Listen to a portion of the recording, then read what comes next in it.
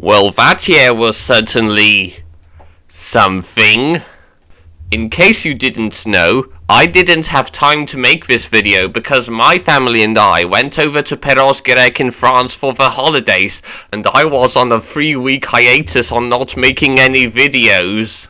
If you couldn't tell, this is some tradition where me and my family would go there in some Christmases. This time, however, we stayed here for 2 weeks because of... Nope, not gonna say it. So here I am, a week late, doing this video on what I've done last year. To start off, as I said in last year's video, I stated that I would be getting into a show that would pique my interest, so I could fall in love with it. If you don't know what I'm talking about, I'm trying to find a show where I will watch every episode every day and be a total fanboy of it. I did similar things with it, like the Pokemon anime where I started watching it from the first season all the way up to the 20th movie, and My Little Pony Friendship is Magic from the first season to its last. As I had no time to rewatch these two shows, I looked on a website that may be called Watch Anime Dub, where it's a website where you can watch cartoons and anime dubbed or subbed. I looked through the cartoon list and see if there was anything I could get into. And I found... nothing. Yeah, you thought I would get into something like Adventure Time or Ben 10 or even Danny Phantom? But nah, I wasn't too bothered to watch these shows as I've got something else in my mind, and you know what my next subject will be talked about. Yeah, apparently because that this franchise would be turning 30 years old at this point, I decided to play every mainline Sonic game ever! Not counting the last 2 games as I've already played and got them for Christmases. That meant I played games like Sonic 1 all the way up to Sonic Lost World from 2013. I managed to play most of them via online emulator games like Sonic 1, 2, CD, 3 and Knuckles and the Advanced Trilogy, while I played the rest on Steam, which I've installed last year, such as Adventure 1 and 2, 4 Episodes 1 and 2, Generations and Lost World. For the rest, I couldn't find any source on how to play them, as none of them are on Steam. Yeah, you know the ones. Heroes, Rush, 06, Rush Adventure, Unleashed, and Colors. Now, of course, I could have just bought Sonic Unleashed from the Microsoft Store on the Xbox One, but since it's my brother's, I'm not allowed to. And also there's Sonic Colors Ultimate, which I'm not bothered to play the least. Now, out of the games I've managed to play, I finished about 6 of the 14 games I played, as the only emulated game I finished was Sonic CD, as the rest I just couldn't beat them, as they're just too hard. Although I was this close to beating the final boss in Sonic 3. While I did manage to complete the games I've bought from Steam, the only one I haven't finished was Sonic 4 Episode 2, mostly because due to how hard the final boss is. Yes, one of the most lackluster games in the series has a final boss that I just couldn't beat, and it's so frustrating! Speaking of Steam, I didn't mention to you that I would have installed it back in either 2016, 17, 18 or 19, when I would have more knowledge and exposure to the Sonic series, as back then, I was a pretty shy Sonic fan as I didn't want to see anything Sonic related, from the games to the Sonic X anime. But since I have this Windows 8 computer ever since 2013, I felt like I would have more reasons to know about this series. Also, as you can see here, I arranged the icons of the games from Steam with games ranging from being good, like the Adventure Duology and Generations, and games being bad or mediocre, like Sonic 4 Episodes 1 and 2 and Lost World. And with Sonic's 30th anniversary being somewhat decent, I just hope that this franchise will stay running strong, as there are things that I'm looking forward to, like the Sonic movie sequel, Sonic Frontiers, and Sonic Prime. Moving on from Sonic, December of that year was when it was days before Christmas, and my sister was there too. Since you all know that I'm a Diary of a Wimpy Kid fan, the animated movie on Disney Plus came out, and I didn't have time to watch it when it first came out. But since my sister has Disney Plus on her laptop, I finally got a chance to watch it. And it was something I wasn't hoping for. Yeah, you heard me in my video of Sketches from the Past, where I stated that the animated movie will be good and probably save the Wimpy Kid franchise. And now that I see this movie, I just don't know what to think of it. First off, let me start off with the positives. One is that I love all of the Easter eggs and details the people made when creating this movie. Second is that the designs of the characters, although looking a bit uncanny, are staying true to the source material it's based on. And third is that they brought in the 2D segments in the style of the books, just like they did with the live action movies prior. But the rest of the movie is just... I don't know how to describe it. Since the movie is based on the first book of a series, everything just starts off not the way I expected. The live-action movie from 2010 started off with Roderick pulling a prank on Greg, thinking he slept through the summer holidays, causing Greg to be yelled at by his father, which I know isn't supposed to be the same here.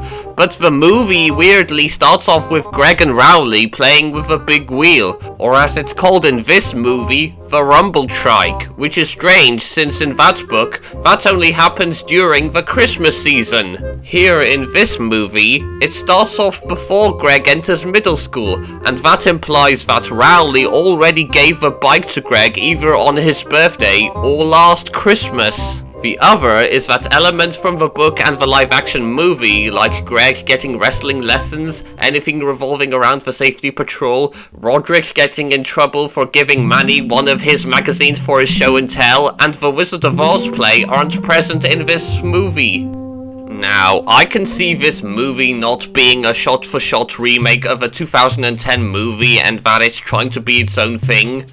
But it just feels empty when you think of it, as this movie is under an hour and the writers for this movie just didn't spend more time giving more elements from the first book, which as a result may have been rushed and scenes like that are only mentioned in pieces of dialogue. Also, the problems in this movie is that characters barely get any screen time, since this movie focuses only around Greg, Rowley, Manny, Fregley, and Susan, who have more screen time as opposed to other characters who sadly never have more. Yeah, you know what other characters don't get much focus? Roderick and Frank. Yes, two of the most important characters from the live-action movies who have been the focus of the second and third movie respectively have been reduced to just being recurring characters, as the movie just forgets they even exist. Roderick was there when he tells Greg about the cheese touch instead of Chirag in the live-action movie, and isn't seen throughout the rest of the movie. The only thing Frank does in this movie is where he accidentally dumps water on Greg and Rowley during the Halloween season, mistaking them for pranking teenagers. And that was it. These two are in the movie for about 2 minutes and then they're gone. Heck, even Manny of all people got more screen time than them. There were also some changes to the movie I didn't expect, like with Chirag replacing Colin as Rowley's best friend, who only showed up for about 20 seconds or so, and was just forgotten. Also the animation. Just, what were they thinking while making this movie? I get that they're trying to make the characters look faithful to the books, but these designs look really ugly when you translate them into 3D. Especially Manny, who just looks... oh god! I mean, if you look at other animated movies like Peanuts by Blue Sky Studios, you can tell there's some charm in the animation, as it's staying true to the comics by Charles Schulz. Here, however, the animation looks like it came out of something from the early to mid-2000s, especially with the lighting.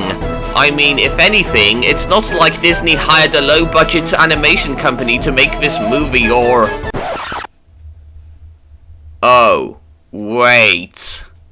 They animated this movie? What are they best known for?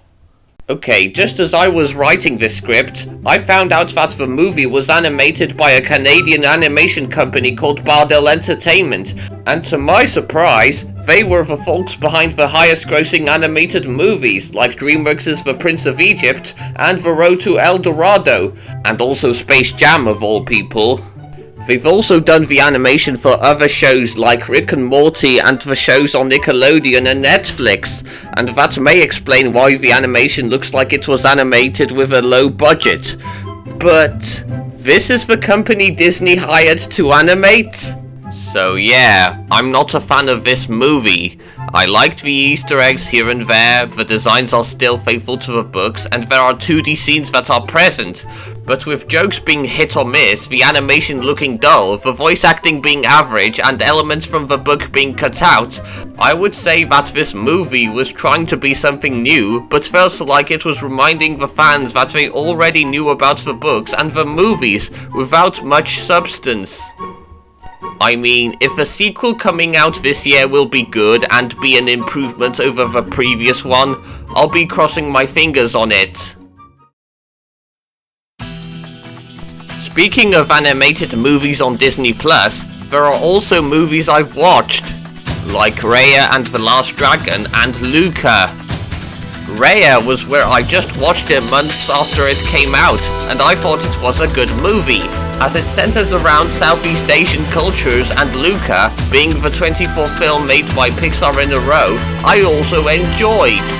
Despite me feeling confused that this wasn't the first Pixar movie to not include John Ratzenberger as part of the cast, as he too didn't voice anyone in the last movie Soul, and I felt like the premise of an underwater creature discovering the outside world of the seas felt too similar to The Little Mermaid, to say the least.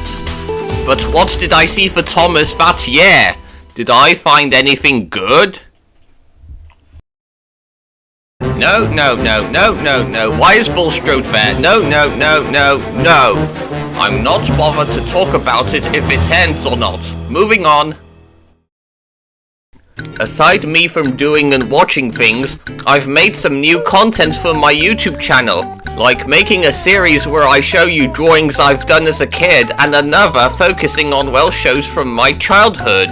As for my DeviantArt account, I've done some drawings of Sonic characters to commemorate the franchise's 30th anniversary, and some of them have gained favorites. I've placed 2 new games on the Nintendo Switch, both of which came out last year. Super Mario 3D All-Stars, a compilation of previous 3D Mario titles, and SpongeBob SquarePants Battle for Bikini Bottom Rehydrated, a remake of the game from 2003. Both of which are games I've never played as a kid because I wasn't born in the right generation. So, what am I gonna do this year? Well, I'm planning to make a video where I talk about the history of Welsh dubs and how they help people learn the Welsh language. And there's something that I was curious about, and I saw it being overlooked by people. I'm seeing a lot of potential of it coming back and getting remastered ports of them. If you don't know what I'm talking about, I'll show you the logo, but until then, I'll see you when I do my history of Welsh dubs.